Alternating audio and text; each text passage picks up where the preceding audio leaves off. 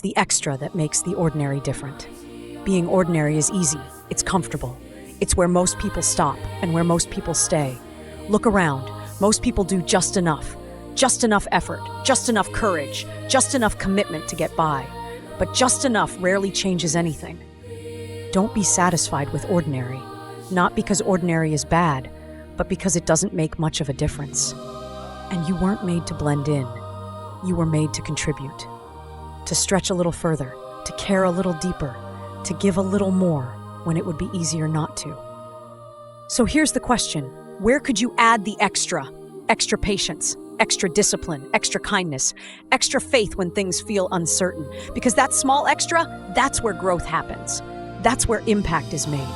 That's where ordinary turns into meaningful. Don't just listen to this. Choose one area today where you'll go the extra step and watch what changes.